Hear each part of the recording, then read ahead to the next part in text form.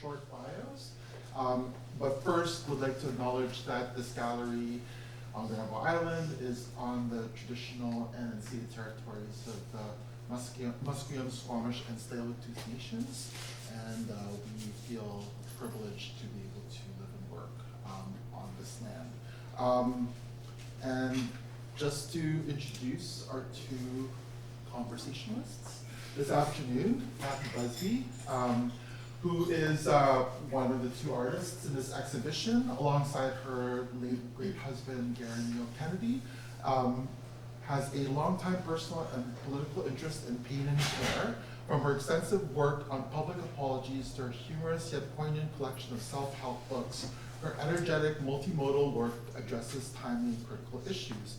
She attended the Nova Scotia College of Art and Design with a BFA in 1984, where she directed the college's Anna Lee Owens Gallery.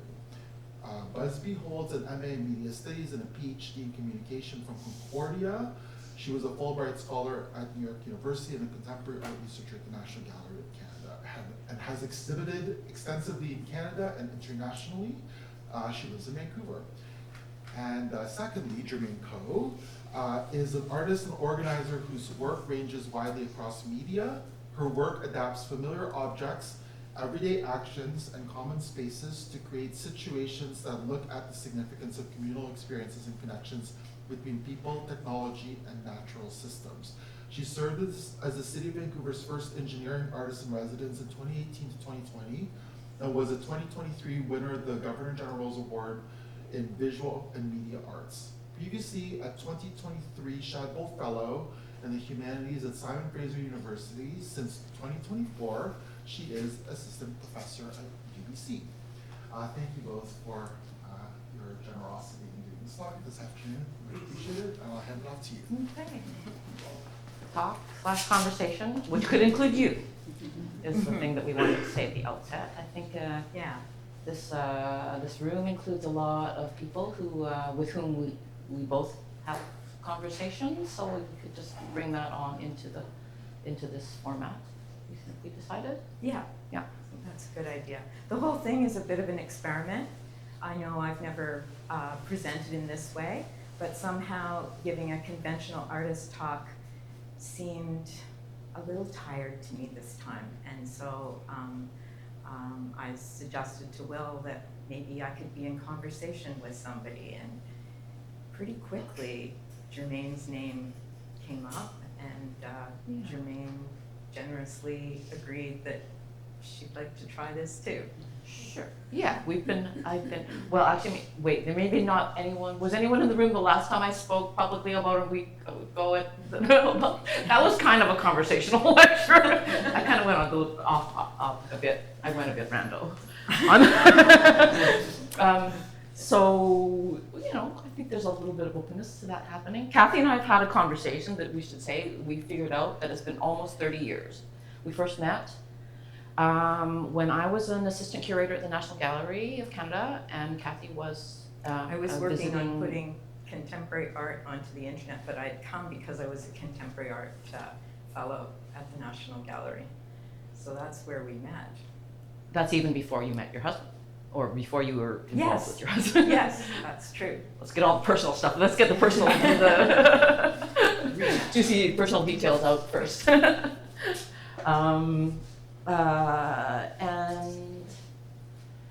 And so our paths have crossed numerous times ever since, and both landed in Vancouver. Well, a while ago. Yeah. For me, it's almost 20 years. For you, and for me, it's a little over 10 years. Okay, 11 years now. Yeah, yeah. And so this, I kind of agree that the maybe this is a kind of a transition time for you.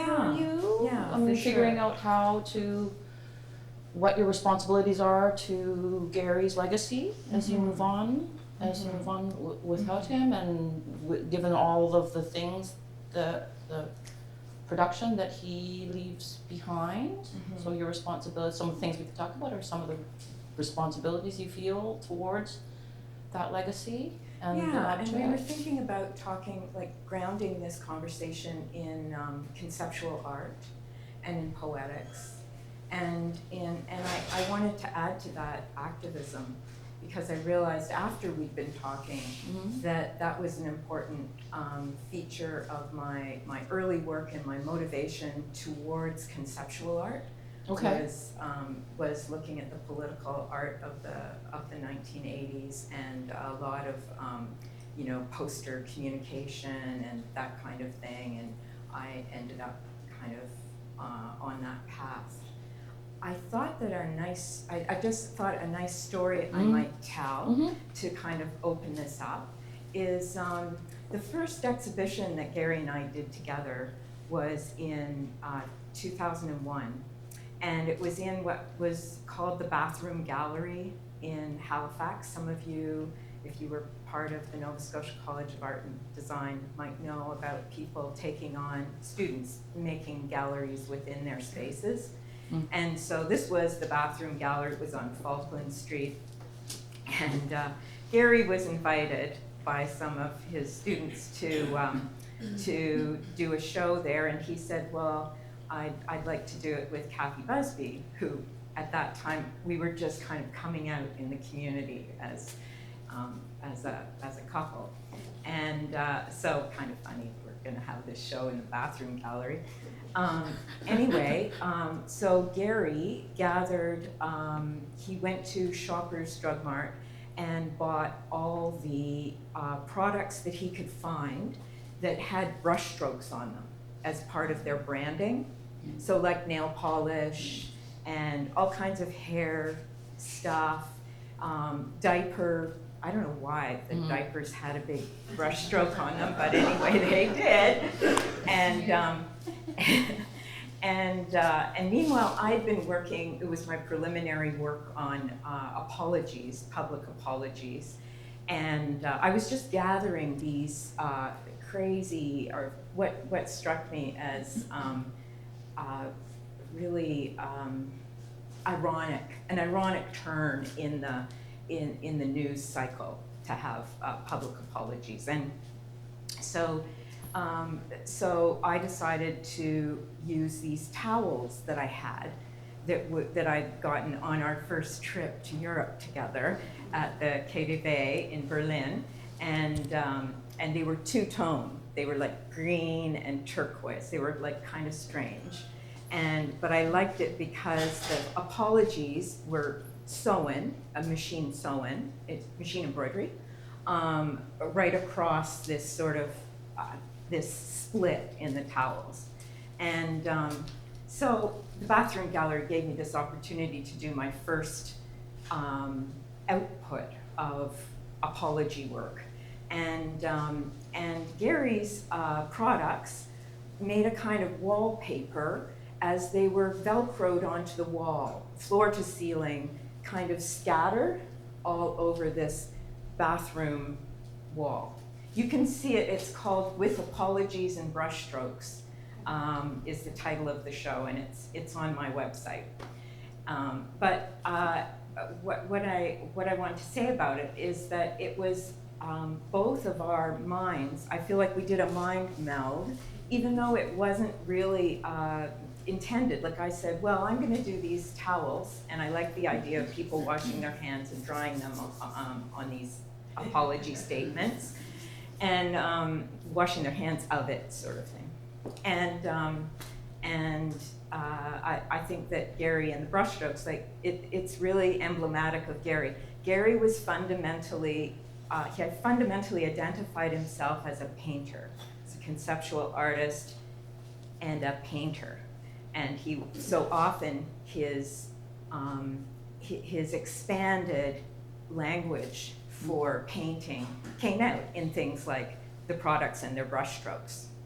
So I think that I just thought that exhibition, which was also the first time we exhibited together, made a nice way of sort of bringing us all onto the page that Germaine and I wanted to kind of consider. And how, like, does that mode of working whether that be in terms of collaboration or in terms of concept development, does that have something or represent a kind of way of working in relation to a tradition of conceptualism? Like that? Yeah, Like yeah, that- for sure, because that- it's ideas, it's like a bathroom. What happens in a bathroom? People wash, they dry their hands. People use products, but they maybe have not noticed that an abundance of those products have these brushstrokes on them of various sorts and various sizes. And also I think we were both, like both of us had a sense of humor about doing work, and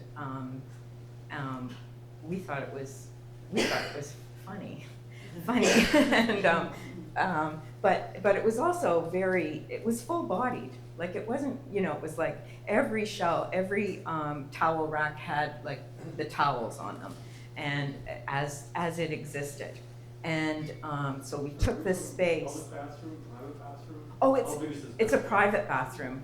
It's in a home. It's in these art students' house. So they have this, they've all rented the house together, and this is the bathroom. It happens to be, as you go into the house, right there. So it was convenient to turn it into a gallery and not have people walking all through your house all the time. What was the apology on the tower? So they were all different, and well, on the hand, it was, because it was German towels, the hand one, the sort of like the washcloth, it just said "forgive me," which was one of the ones that I'd collected. I forget who said it. The other ones were longer because there was more space on the towel. the apologies are all public apologies, right? Yes. They're not. Yeah, they're all right. taken from the media. Yeah. So the performance of apology is Yeah. important in those things, in Yeah. those cases, right? Yeah. So. Mhm. So sort of giving a conceptual art kind of base, and also I guess I wanted to say too, one of the things that we talked about was about materials and choice of materials. And so I did want to point out about like Gary thinking of himself fundamentally as a painter, and me being roving. I'm a non-media specific artist. So how do you arrive at materials for your propositions? This comes about because we had sort of said, if people were to think about our two practices in common, in side by side, you'd say, okay, those are both conceptual artists. Whereas I've taken, I'm starting to go to pains to push back against that a little bit, because in my work, I feel like the way that people encounter my work is always in terms of a material proposition that causes them to kind of like, that is a material or an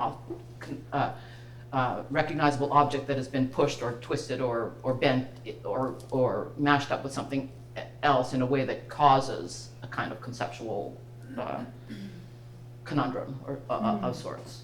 And so I guess, yeah, like wondering how does an idea come, I guess that would be the typical way that my works come together, is in terms of trying to figure out what is that juicy material proposition that I can make. It sounds like the way your narration of Gary's process, it sounds like almost like him thinking, how can I make a painting out of this in some way? Yeah. But how would you characterize yours? Your idea, Yeah. transition from concept to material proposition. Yeah, so concepts for me are kind of like, it's something that's bothering me, or sort of a little bit of a burn, like those apologies, I was like, oh, really? And so I thought, well, I'm going to start collecting them, and then putting them back out into public view in a different way. And then they took on their own life as a medium, because at first I was most interested in them for their words, and the kind of image was not such a big deal. And then I started thinking, oh, it's interesting to look at these images, because at the time there were still, I started this in the early 2000s, so there were still a lot of newspapers around, and like I was cutting them out and had like files of apologies. And then I realized that like I was asked to do, I guess I'm very much motivated by the opportunities that come up. So for instance, early on in the apology work, I was asked by Gallery 101 in Ottawa, an artist-run center, if I would be interested in doing something for this publication of people who'd all shown in the project space, which I had, but that was another, it was to do with self-help books I'm not going to talk about right now. But anyway, so my project for this, this book was I wanted to put these images of the apologies, and then I was going to downplay the actual wording. You know, I was going to upplay the images. Anyway, the lawyer on the board said, you can't do that because you don't have permission to use the images. And at the time, that was the way it went. But what they came back with was, well, because I said, well, what about this work? What about that? You know, I pointed to other artists. Well, you can use 10% of the image. So it was because of the restriction that I started using the mouths. And it was like the best thing, the best recommendation anybody could have made to me, but it came from a lawyer who said, you can't make this work in this, you know, in this publication unless it's 10% or less of the image. So, Yeah, Oh. so we should, point out that there's, so this one is the mouth of Stephen Harper apologizing for the Indian residential schools in the assimilation project. And this one over here is Mike Harris's mouth when he apologized for the tainted water tragedy where several people died in the early 2000s. And this one over here is Gordon Campbell, who's apologizing for drunk driving in Alaska. And Hawaii. oh, Hawaii. Thank you. Maybe Alaska too. probably a practice. And so, and for this exhibition, I really liked the idea of having these 3 different levels of apology, because I felt like this one is of historical significance. You like it, you don't like it, it doesn't matter. It was a milestone, and definite things came out of it. The calls to action came out of the Truth and Reconciliation Commission, which was an obligation of that apology. So this apology for the tainted water in Walkerton, I don't know what the outcome was, but it wasn't like a huge historic significance in my humble view. And then this one is one of those inconsequential ones. Like, it doesn't make a difference to the governing of the province. And so I was, in my work, in that apology work, I was wanting to kind of point out that this thing that's all bundled under public apology can have such a huge range of meaning and impact, and yeah. Yeah, I wonder what you would think about historically about how these inadequate public performances, especially things that are more consequential. Yeah. Now that we're in this era where all norms and such protocols have been discarded by politicians, and or we have residential school denialism, Right. and so on and so forth. So those inadequate, sort of things that someone like Stephen Harper did, was pressed on by people like Jack Layton, by the Aboriginal Federation of Canada, and so on, AFN. Nonetheless, even all those kind of things, it seems like now we're in this era where people just do not apologize. No apologies, right? Like Joseph Kennedy said, right? Never apologize, never explain. That seems to be the protocol now for public life globally. Mhm. So I wonder if we look back at that moment, did we think inadequate? Yes. False in all those ways that you're pointing out, and I totally agree with what you're saying. And if you think about what you've been doing for quite a while around the residential school, apologies. But also, now that era is over. This might be, yeah, Mhm. might be, yeah. Mhm. Mhm. Doesn't matter anymore. Mhm. The public, public protocols are no longer important. That kind of liberal system is just gone by the wayside. Mhm. Mhm. Thoughts? Well, I feel like these will be an archival reminder. They're like a witness to, as it turns out, a period in history. And I think documenting that kind of thing is important. The graininess of the, the blown up halftones and so on also seems to like put it in a era of The media culture. the print, print media is already bygone era, Yeah. basically, Yeah. I mean, for that, right? So that may have not been intended, but is an, unintended condition of our changing world. Yeah. Yeah. One of the things you mentioned, I don't remember, you just said it, I can't remember if you used the term archival or a record, but one of the things that I'm really impressed with in your work is how detailed your record keeping is. Like, I can't believe that you've got some of the things that you have from back, probably at the beginning of your art career, and And now she's dealing with Gary's legacy too, and now right? Gary's as well. Yeah. And, Well, I don't have a studio. I have a storage space. I spend a lot of energy organizing things. But I guess what I'm wondering is, like, keeping records is something I am completely hampered at. Like, I just haven't done it.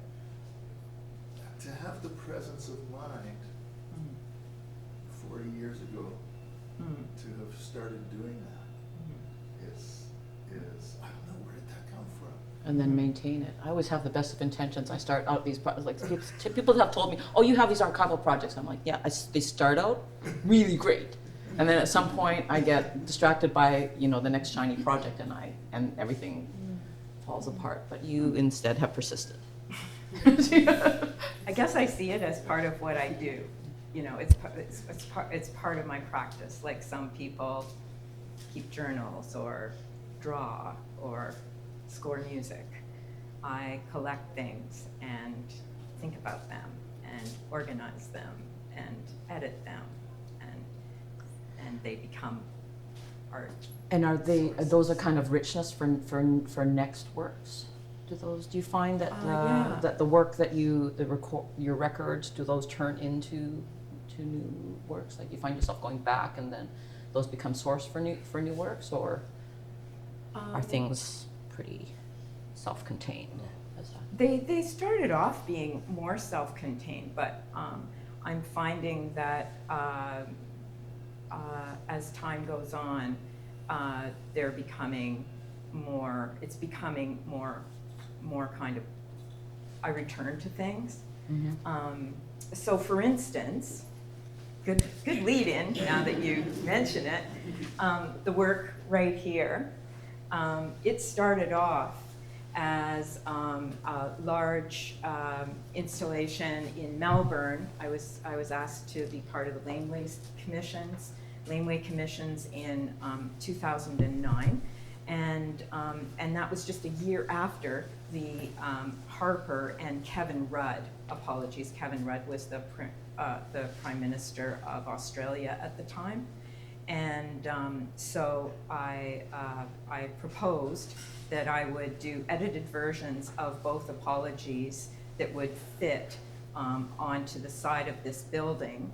And yeah, that was interesting, just as a little sidebar, thinking about space and materials. Mm-hmm. And so I had to source my own building. It was like, you're invited to do this, but I live here and Australia is a long way away. but Google search, and then I hired somebody on the ground, through somebody knew somebody who could be like an assistant for me. And so through Google Earth, I found possible buildings, like just this building looks like it might be nice to have apologies on the outside of it. And I had already quite a bit of experience with rejections because I'd been trying to do this work in Canada, and it just wasn't the time, I guess. Anyway, so I was pretty experienced with rejections, and so then I finally this person who was on the ground, we saw this huge building and it had no windows, which would be great for a vinyl wrap. And it turned out it was a power substation. Ah, dream come true. To put these big apologies that I was still believing in, I was still hoping that by playing them back, that they weren't a fleeting media moment, that they were being like there, and that they would, in that space, be there for several years. I just thought, this is great. And we were able to get permission to use it. And they were up for these big banners that are on the back. Earl, can you just see that pink? Yeah, great. Great. So, UBC, the Belkin Gallery invited me to do a show in 2013 as part of the Witnesses exhibition, and which was about the Indian residential school tragedy. And so I was invited to do something along the lines of this great big apology, but I was like, no, it's just been so disrespected. I don't want to do that anymore. In fact, I'd just like to cut the whole thing up. And so I cut most of it up into about 1,500 pieces. The original was like 25 feet high and 2 panels, each 42 to 45 feet wide. They were huge. On the outside, check out my website. We Are Sorry is what it was called. And there's a little black and white picture on this folder, but there's a much more on it there. But the point is about returning and making, this work as fragments was part of the installation in 2013 at the Kerner Library, and then and people were invited to take pieces away at the time, and I liked the idea of just getting these fragments out into the world, and so then when Wil invited me to come and work with this space, again, I'm thinking, how can I work with this space? This space needs some love, but it needs some adjustment. What am I going to do about this fire alarm? I thought, I'm going to put Gary's drawing that says "shit happens" right under it. And what am I going to do about this what I've called the balcony facade? But I'm loving the weight of the letters, sort of corresponding to the thickness of the 2x. Yeah, you noticed that the other day. It's so nice. But anyway, so what came to my mind was sort of from my archive of work. I'm thinking, wow, maybe I could do, well, we talked about having an I Wonder painting up there, because I had done this book recently about going through dementia with Gary, and I called it I Wonder, and I had made a big I Wonder painting, and we thought maybe I could make a small I Wonder painting, but then it just seemed a nicer, better fit to work with these fragments. And so I hadn't used the fragments really since 2013, and then we then I pinned them up with Yasmin to make this sort of new version. And then it was really nice to put it with Gary's drawings, and that are also have a political a political underpinning, and we can talk about that later if we want to. And then with those apologies, as I've said. So anyway, that's one example of a return. Mhm. By cutting up the apology, Yeah.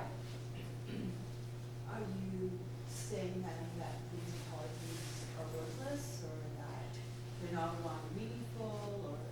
Because No, I mean- what I'm trying to say is they belong to us. It's up to us to see these things through. That was just a moment when that was given, but let's transform it into a citizen responsibility. And so here, take a piece of it. Have a piece of it. But you've jumbled it up, so if I'm just coming at this, Mhm. and I don't have this history, You don't then know. how do I take ownership of this jumble of text? First, you see it as kind of concrete poetry or something. You Right. know that it's letters.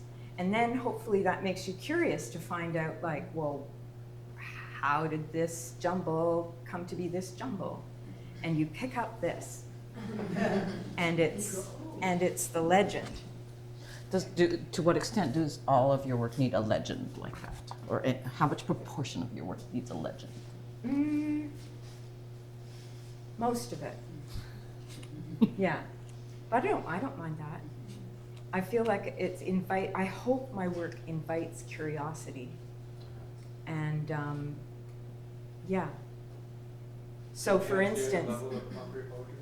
pardon? It cannot stay at the level of concrete poetry without a meaning? Well, it can. It can.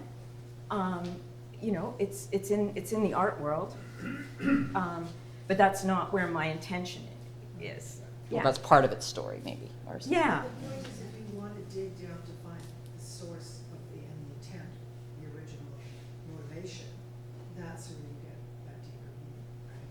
So you can enjoy it as a beautiful piece of Abstract art. poetry, abstract art that you like, and then I like that option of digging down deeper. What, When, when, It seems to me that the archive aspect of it though also gives, space for stories that are still coming up in these communities about residential schools and about, schools and that kind of thing. So it's not, I mean, archives not always been hidden away, for sure, but I think that this particular, one that you're creating is very real, it continues to be very real. There's room for people to be able to respond to it. And deal with it. Mm-hmm. And I think it's important that it's not forgotten, that, you know, from various angles, you know, yeah. I like the idea that once you cut it up and it becomes a concrete piece, the concrete pieces themselves mean nothing until you actually give them to somebody. And they carry the whole story home with them, at which point each piece becomes a hologram for the whole. Oh, nice, yeah, it's true. I Yeah. wonder if this is, what if that opens on to a possibility of talking about the question of care and of responsibility, right? Like you find yourself with a responsibility to care for Gary's work and legacy. Yeah, and you're doing these kinds of work that have to do with responsibilities in various ways. Yeah, is that always kind of figured? And the successfully managing to keep archives of lots of things is evidence of a will to care. Yeah, would you characterize that as a significant? Yeah, part well, of your motivation, It's yeah. a bit of a turning point now. Maybe it comes with aging. Yeah. The sense of responsibility for the past, and in this case, like my sense of responsibility for Gary's work, and my archiving tendencies have come in handy with keeping those things in order. And but I think in terms of my art, my bigger sense of my art practice, now I'm seeing the possibility of doing, I could see doing other shows that are like completely other bodies of work of Gary's and mine, and kind of seeing what they do together, you know? Kind of, Yeah, and you recently did the book, I mean, the book I Wonder, which is a kind of record of the going through dementia with Gary. with Gary, right? And Yeah. which is a very, concrete ode to that process of care. Yeah. It was also a relatively new mode of production for you as well. I mean, you've made books before. I've made but- books before. but- Yeah. But the subject matter and the And the motivation, like the reason I did, there's a copy of the I Wonder book around. Yeah, we'll bring it down after. And it's also available in a number of outlets that I can tell you about, but anyway. So yes, so we're trying to think about care and that coming into my practice, and yeah, I guess I had a big push on that with going through dementia with Gary and trying to keep it, doing my best to keep it interesting and art-centered, and using our smarts as artists to make it a bit more bearable, and so. And then making the book was a really nice part of, it was a really good part of pulling it back together for me.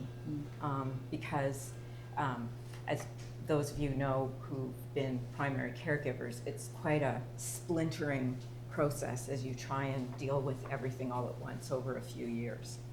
And so I really needed to kind of gather myself back together and make some kind of sense of it. And that book really helped me to do that. And then distributing it. Really, it was my project this last year. It was kind of a key project, was the I Wonder book and its launches and distribution. And yeah, that all was part of kind of consolidating the experience. Yeah. But it also, I think you had sort of mentioned that you are now getting calls to be kind of a subject matter expert on this question of dementia and the changes and so on. So that's like, Yeah. That's fine. It's a thread in what I do. So I did an interview yesterday with Terrence Dick in Toronto, who writes for Akimbo, among other places, and he wanted to do an interview about disability and artists, and or there is a series going on. There is a series in Akimbo about artists and disability, and he wondered about would I talk about Gary and dementia. He'd seen the book, and so we did an interview yesterday. And there's somebody else doing a graphic novel story about, and it's about grieving. And anyway, so I sort of told the same story again, but there'll be a number of drawings that are going to go along with that.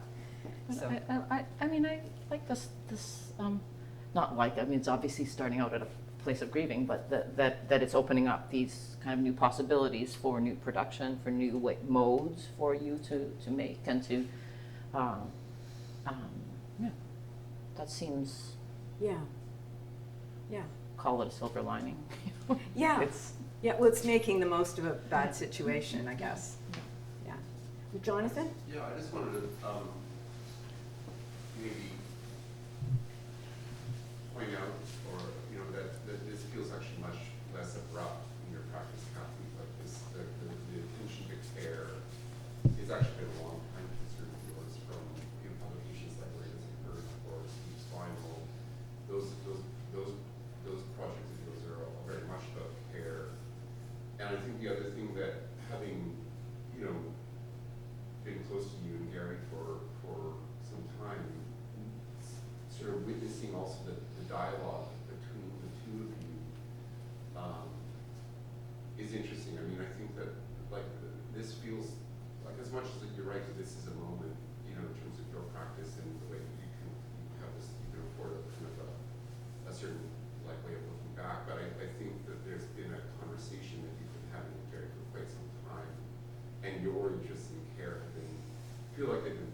that for like a longer period of time than you were maybe noticing at this moment. I also think that I was musing when I saw the announcement about this talk, that it's interesting that I think both you and Germaine have had curatorial roles as well, which of course links, etymologically to the word care, and what about the book, the National Gallery? That's correct. So there's kind of I think there's a kind of interest in that in terms of kind of the sort of, archival, the carrying of documents and these kinds of, impulses that we see evidence of now, but that there's maybe also like a longer conversation that's maybe also complicates ideas around authorship and things that in your work, various work, but they feel very much in conversation. In a period of time when you've got a couple of people, it seems like and I wouldn't count myself as an expert on Gary's work exactly, but it feels like some of the sort of activist impulse in Gary's work became sharper, I think, in the period when you can get, there's been a kind of specificity of in his work in terms of some of thinking of works like, the colors of Citizen Arar or something like that. I feel like that's a work that feels very much in conversation with you. So I'm wondering if you can speak to that maybe. I mean, that's a long rambling. Yes.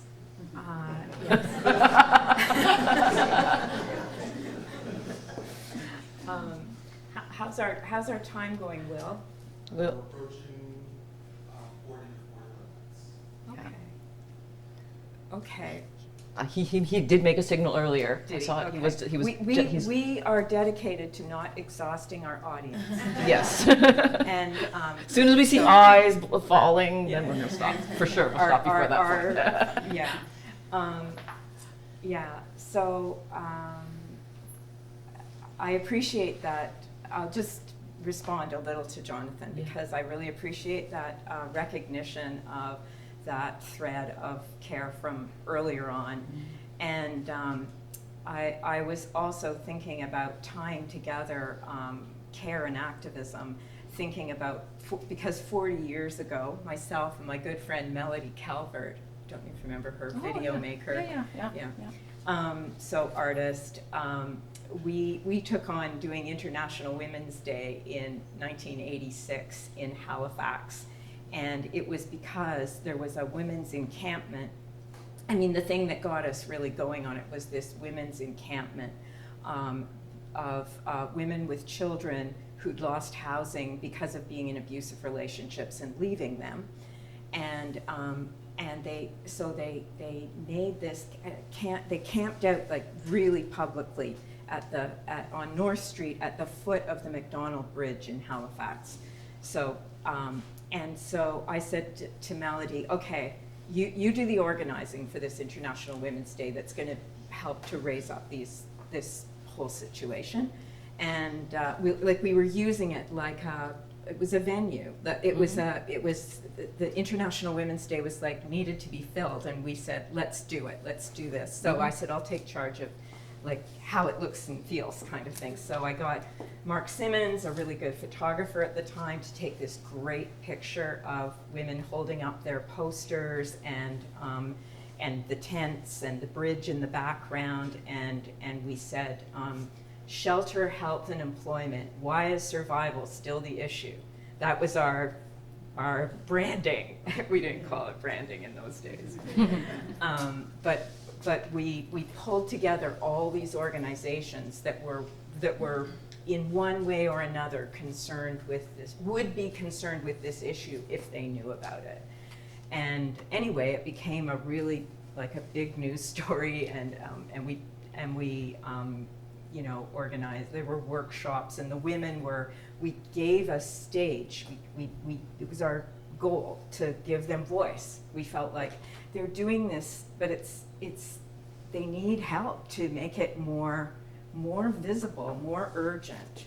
And so I hadn't thought about that project for a very long time. But in thinking about this and thinking about, we talked about aging and sort of like circling back to things and what's important over the whole span of what you've done.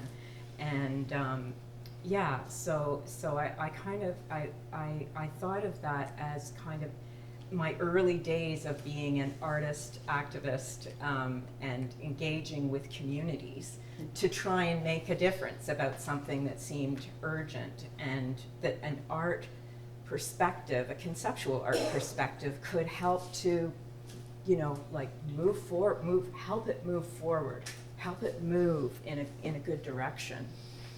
So I just came here immediately before coming here. I was working on a research proposal, and my research proposal is to set up a creative agency, something that looks like a creative agency, that's agitating for opening up public art processes to non-specialists and to community activity and to all this. And so, and I'm specifically talking about that in terms of a lineage of just basically practices of making stuff happen, which is what artists do, which is what the story that you started with, like doing a DIY exhibition in someone's bathroom, as a way of just making a venue out of nothing is kind of like it feels like all part of a lineage to some more overtly tied to political movements, but all in the realm of assuming that one has the right to make shit happen. Allison. Cathy, one thing that I keep going back to is there was a mention of context, and I'm no expert on theory either, but to NASCAR. You can say that louder. I went to NASCAR 100 years ago, and he was president. But I think that the conceptualism that his work is based in, the context that it's based in my mind, is more directed towards critique of art, critique of, different kinds of art, but abstraction. So it is a critique, but it comes from a certain era of art practice, a certain era, a certain type of conceptualism. And I think that from my experience of that, because I've been thinking about it in relation to your work, and it's been incredibly interesting hearing how you have had this, your actual dialogue with it. Because the conceptual, I think, context that you come from is slightly removed, is different, and there's a lot you share with people, many people like Germaine, etc., but also people who were taught at NASCAD, who actually go out and the conceptualism is founded in a research practice that's more socially rooted and more socially directed, whereas but it's very much influenced by this development of conceptual practice that came about as a critique of modern art, modernist art. So I didn't know what you think about the evolution of conceptualism. Well, I think that's a really important piece, a good piece to put into this whole puzzle. And I feel like it's an ongoing conversation. And I think probably, do you want to say anything to that, Germaine? I think that I am more and more starting to understand like the version of conceptualism that I want to lean into as being like, if you can think of conceptualism as being kind of like a gesture of defining what art, i.e. something meaningful, is, then I'm more and more inclined to think about conceptualism as sort of like putting ideas into the world that people want to coalesce around in some way. And that ties back to that activist mode, I guess, in And I some way. think that you're talking about the foundation of enabling that. Yeah. Which was, there was a lot that had to be discarded or rethought in art before conceptual Like, art. that's the groundwork. I Yeah. see it as groundwork. Yeah. But extremely important. You know, as a young-ish student there, it was, my mind was blown away. So, you know, I've lived in Rome for 13 years before that, looking at art history. Huh. And so I ended up at NASCA, and it's like, holy Yeah. shit. What would be one of those holy shit moments? Like, what would you have seen or encountered that made you go, Well, I mean, there were conversations with Michael Asher about, well, he, you know, I kind of befriended him when I was there, because he was kind of lonely. But he came and he showed a film that he made that was about grade. But he can only show it every so often because it becomes corrupted. So there's less perfect grade in there. And so he, I don't know, there was this big thing about, he was teaching a class and he wouldn't show it to anybody except those people who were in the class, and that's it. And I was party to many conversations with Daniel Buren and Lawrence Wiener talking about context. And Benjamin Buchloh also being part of that conversation. Penny Dale, actually, at one point was in that. So it, you know, really widened my mind about what art could say but also not say. So, well, obviously it widened my mind. So I think that Gary was a mysterious figure for me as a young person there. And he came to parties.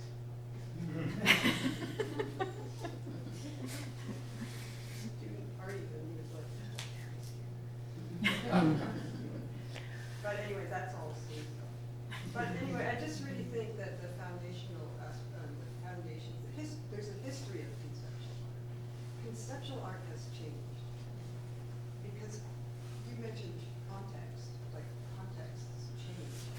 And, you know, there's nothing good or bad about that, it's just difference.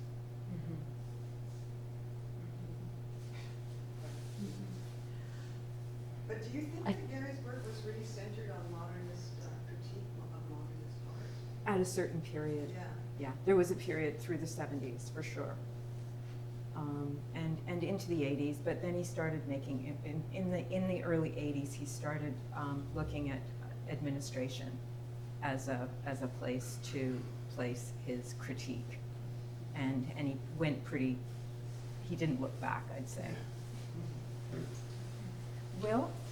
Yeah, it's probably, it's probably time Yeah. to wrap. There's so much Yeah. to say. There. And thank you all so much for coming and being here. Thank you.